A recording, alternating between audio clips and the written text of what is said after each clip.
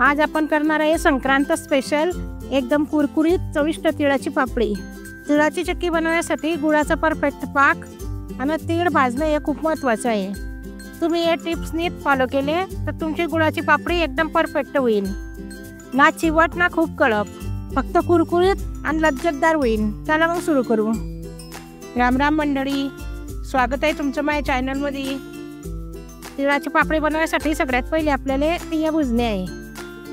गॅसवर कढई ठेवू आणि त्याच्यामध्ये 1 वाटी तीळ टाकू। तीळ आपण एकसारखं हलवत राहू म्हणजे सर्वीकडनं चांगल्या भुजातील। तीळ भुजताना आपल्याला गॅस कमी ठेवायचा आहे। कमी गॅसवर तीळ भुजल्या म्हणजे मस्त भुजाता। तीळचा असा खमंग वास येईल आणि अशा तीळ तडतड करायला लागतील तर लोक आपल्याला तीळ भुजी घेणे आहे। असं कमी गॅसवर तीळ भुजल्या म्हणजे 4-5 मिनिट लागतात। तीळाची पापडी करताना तीळ गावरानी घ्यायच्या, पालिश करेल तीळ घ्यायच्या नाही।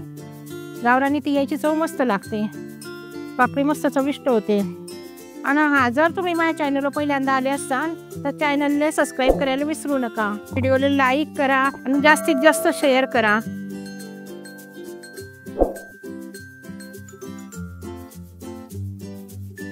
तीळ आता चांगल्या भुजाल्या आहे। आता आपण या तीळ एका ताटात काढू आणि याला थंड होऊ देऊ। आता तीळ थंड होत आहे तर लोक आपण पाक करी घेऊ। पाक करायसाठी मी कढईमध्ये 1 चम्मच तूप टाकलं आहे।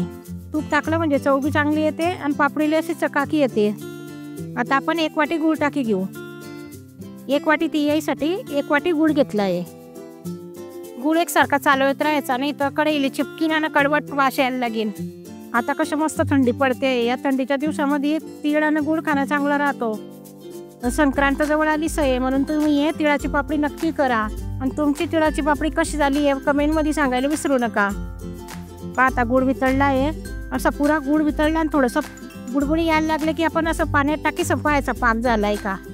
पाक असा लांबला म्हणजे अजून झाला नाही आणि जर असा टणकन आवाज आला म्हणजे पाक तयार आहे पापडीसाठी।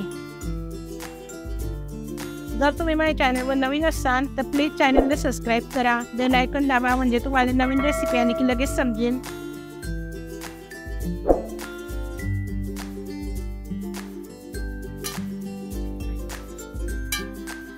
आता पाक तयार आहे पापडीसाठी। आता आपण गॅस बंद करी घेऊ आणि तीळ टाकी घेऊ। आता पाकामध्ये तीळ एकसारख्या अशा मिळवून घेऊ। तुम्हाला जर पापडी ताटात करणी असली तर तुम्ही ताटाला तूप पहिले स्लाईड ठेवायचं म्हणजे नंतर घाई नाही होत। कारण हा पाक झाला त्याच्यामध्ये तीळ टाकल्या की लगेच पापडी लाटणी पडते, नाही तर कडक होऊ जातं। पाक असा मस्त गोळा तयार झाला आहे।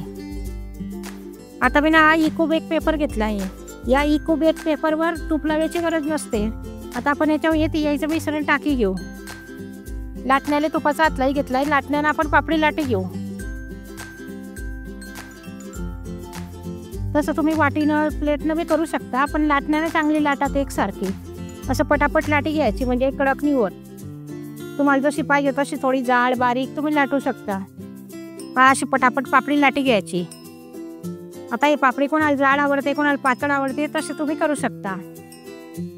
आणि याला लगेच काप करी घ्यायचे आणि जर काप नाही करणे असले तर हातानं बी तुटते तशी नंतर, पण तुम्हाला पाहिजे असले तुम्ही काप बी करू शकता। आता असे लगेच काप करी घ्यायचे, नाही तर मग थंडी झाली की ते कापता नाही येत। तीळ अशा खमंग भुजल्यामुळे चव अप्रतिम आली आहे आणि परफेक्ट अशा पाकामुळे पापडी मस्त झाली आहे, चविष्ट, ना चिकट झाली आहे ना चिवट झाली आहे। हे पापडी 2-3 महिने हवाबंद डब्यामध्ये मस्त टिकते। जर ही रेसिपी आवडली असेल तर व्हिडिओला लाईक करा, शेअर करा आणि सबस्क्राईब करायला विसरू नका। अशी तयार आहे कुरकुरीत तिळाची पापडी। तुम्ही जर या पद्धतीनं तिळाची पापडी केली तर तुमची तिळाची पापडी नक्कीच चांगली होईल। परत भेटूया अशाच एका खास रेसिपीत।